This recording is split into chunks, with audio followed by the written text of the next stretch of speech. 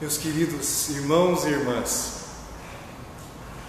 nós estamos nesse momento de celebração, reunidos, vocês em casa, eu aqui, em nome do Pai, do Filho e do Espírito Santo. Amém. Hoje nós vamos conversar sobre fim de mundo. Para isso, pegue a sua Bíblia e leia o Evangelho de Marcos.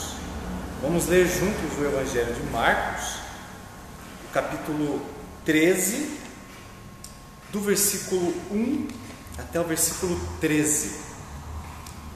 Evangelho de Marcos, capítulo 13, do versículo 1 até o versículo 13.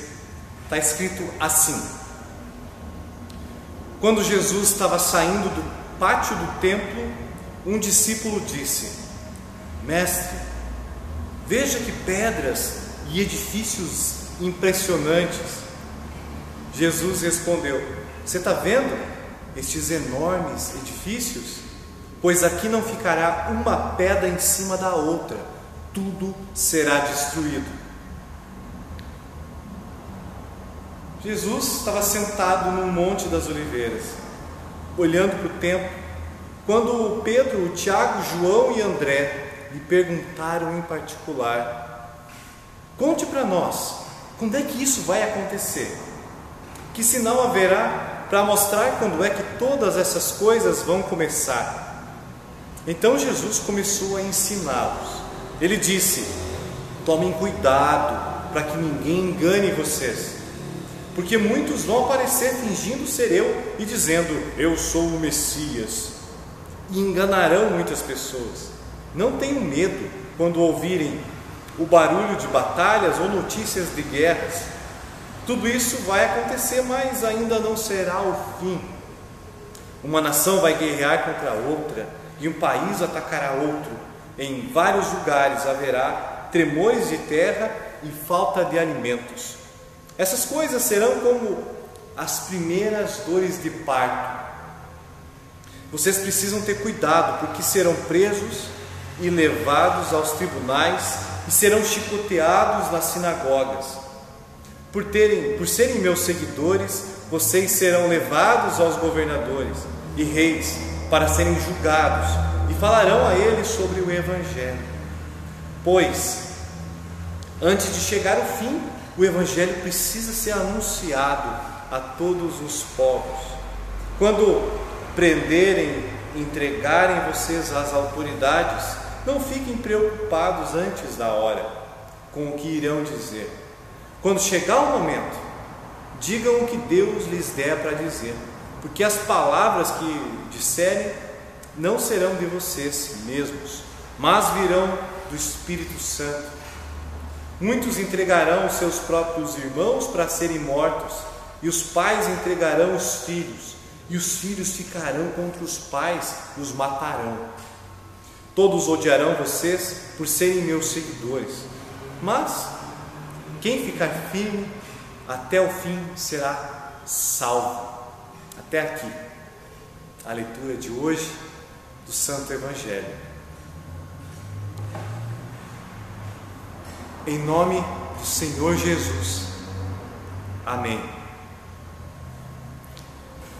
Como eu falei, o título da nossa mensagem, do nosso devocional de hoje é Fim de Mundo. Fim de mundo. Essa frase eu recebi da minha bisavó, por meio da minha mãe. Sim, eu não conheci a minha bisavó materna, mas eu recebi essa frase e recebi o ensino que vinha quando ela dizia isso. Ela estava comentando os absurdos da sua era, da sua época. O que seria um absurdo para minha bisavó? Pai e mãe matando filho e filha, filhos e filhas assassinando o pai ou a mãe, abusos contra crianças, maldades contra animais de estimação. Esses eram talvez os temas da minha bisa. E para nós, o que está na vitrine hoje para a gente dizer assim, fim de mundo? Basicamente, o mesmo que a minha bisa falava, e se acrescente aí talvez coisas como o poliamor, um trisal, que seria um casal com 3 pessoas envolvidas amorosamente, acredite se quiser, isso existe. Talvez a escravização moderna, neonazismo, neofascismo que a gente vê, tudo isso poderia entrar no fim de mundo da minha bisavó materna. Mas a minha bisavó, ela não estudou profundamente a história da humanidade. A minha bisavó não teve o acesso que a gente tem hoje à informação para perceber que a sociedade, a humanidade, ela perde a sua parte humana durante o caminhar da história. A humanidade causa guerras, genocídio, dor, sofrimento, como as primeiras dores de parto. Desde o primeiro pecado dos primeiros seres humanos, a humanidade caminha e vai perdendo a sua humanidade de vez em quando. Vocês e eu, nós temos dentro de nós essa vontade de transgredir o que é correto, de falar rápido e responder muito rápido, de se irar facilmente. Você e eu temos vontade de atacar, de pensar mal de outras pessoas, de falar mal delas. O 8º mandamento e 5º mandamento, né? Falso testemunho e matarás. Nós caímos na conversa de falsos pregadores que falam sobre curas, falam sobre uma vida rica, uma vida fácil, que se você estiver com Deus, tudo vai acontecer bem para você, né? Nenhum acidente vai acontecer com você, você não vai perder nada na tua vida, né? A minha bisavó e nós hoje nos esquecemos de ler também o que o sábio no livro bíblico de Eclesiastes nos ensinou há muito tempo atrás, antes de Jesus se fazer carne, se fazer homem. Está escrito assim, o que aconteceu antes vai acontecer outra vez, o que foi feito antes será feito novamente, não há nada de novo neste mundo. Eclesiastes capítulo 1, versículo 9. Ou uma tradução antiga que trazia desse versículo: nada há de novo debaixo do sol.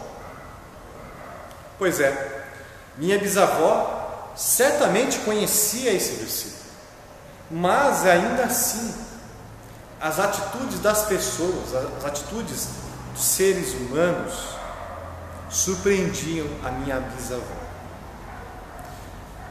Jesus também avisou os seus discípulos mais íntimos sobre o fim das coisas, o fim dos tempos, e esse aviso foi passado para nós também, através dos discípulos, através dos nossos pais e mães, dos nossos cuidadores e das pessoas que pregam corretamente a palavra de Deus. Pois aqui não ficará uma pedra em cima da outra, tudo será destruído, disse Jesus. Dito e feito. O templo de Jerusalém foi destruído,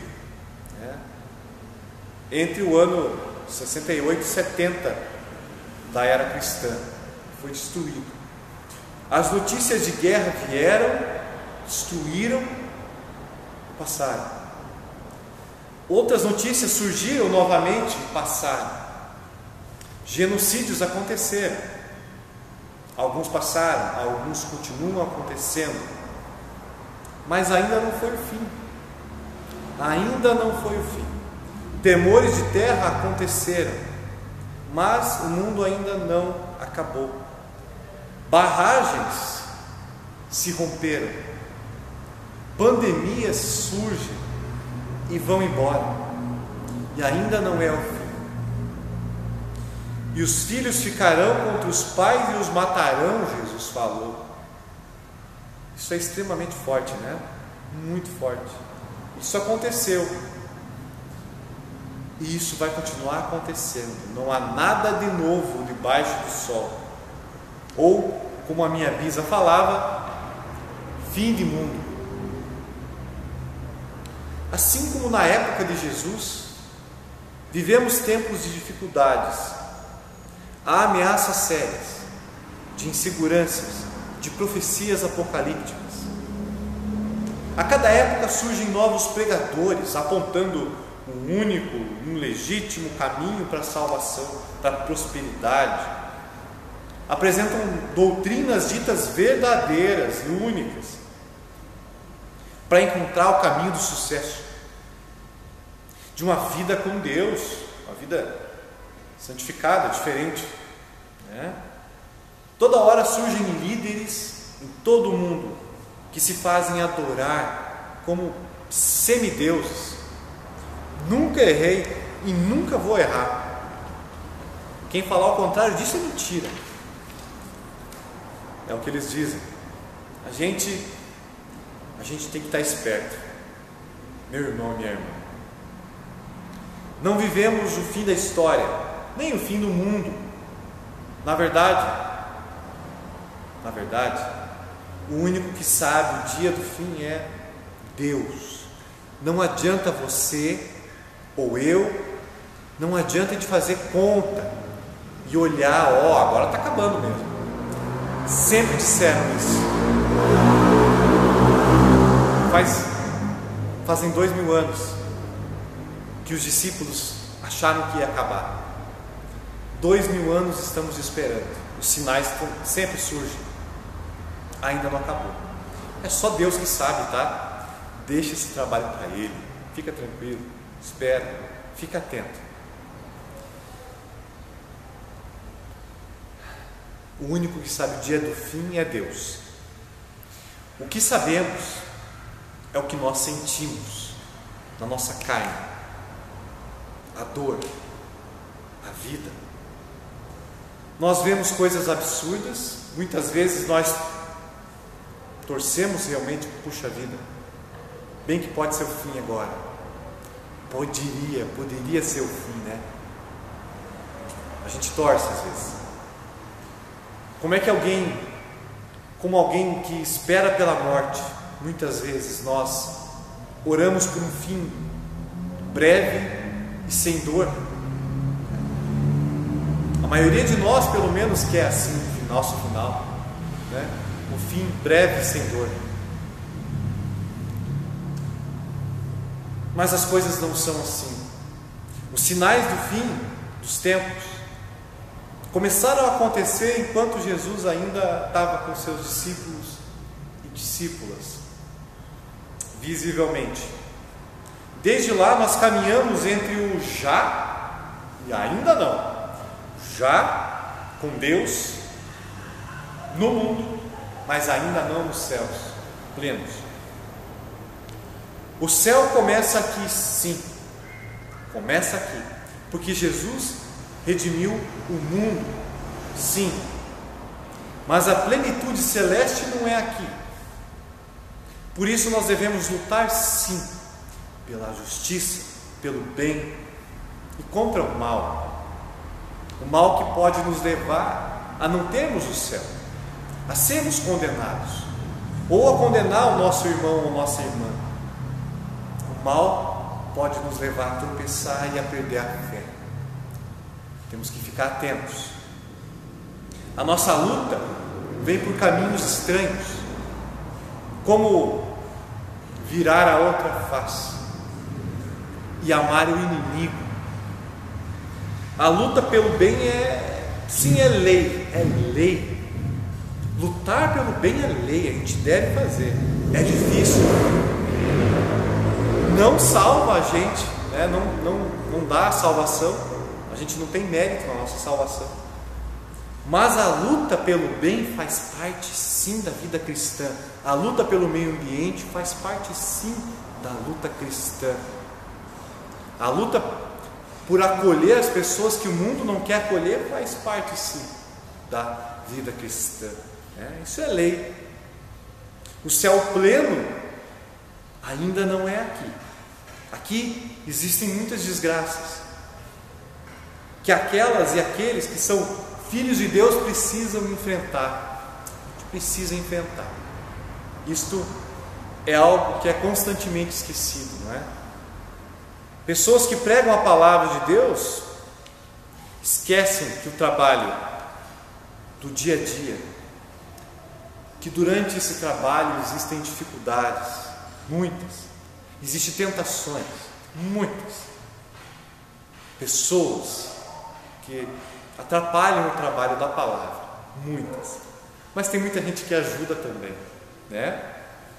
Membros são debochados por causa da fé também, os membros são perseguidos por causa da sua fé também, né? Todas as pessoas cristãs sofrem algum tipo de perseguição, muitas vezes inclusive por acolher aquelas e aqueles que são vistos como escória da humanidade, né? Ou do seu país, ou mais pecadores e pecadoras do que outras pessoas. Vocês podem pensar em alguns exemplos, não é? A gente, como cristão, não pode se esquecer que isto é o preço que Cristo disse que teríamos de enfrentar por sermos seus seguidores e seguidoras. Povo de Deus, por outro lado, a gente não deve esquecer que Cristo afirma que isso não é motivo para a gente ser enganado, e como diz o versículo 11, não é motivo para preocupação, porque o Espírito Santo vai nos ajudar a enfrentar todas essas agitações, todas. E isso é o puro Evangelho da palavra, é o Evangelho, é o poder de Deus para salvar pessoas.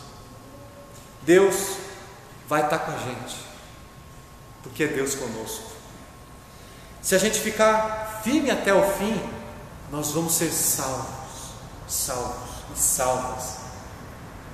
A palavra de Jesus para mim, para você, hoje é essa. E que essa palavra que trouxe coragem e fé para os discípulos e discípulas de Jesus, tragam coragem e fé para você, para vocês, nestes tempos do fim que a gente vive. Fim de mundo?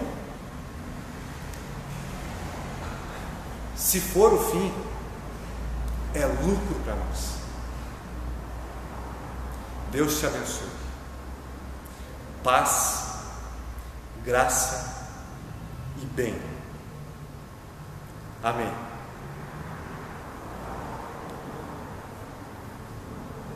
Meu querido, minha querida, vem junto comigo. Vamos orar a oração que o nosso Senhor Jesus nos ensinou. O Pai nosso que estás nos céus, santificado seja o teu nome, venha o teu reino, seja feita a tua vontade, assim na terra como no céu. O pão nosso de cada dia nos dá hoje, e perdoa-nos as nossas dívidas, assim como nós também perdoamos aos nossos devedores. E não nos deixes cair em tentação, mas livra-nos do mal, pois teu é o reino, e o poder, e a glória para sempre. Amém. Recebam a bênção do Senhor. O Senhor te abençoe e te guarde. O Senhor faça resplandecer o seu rosto sobre ti e tenha misericórdia de ti. O Senhor sobre ti levante o seu rosto, te dê a paz. Amém.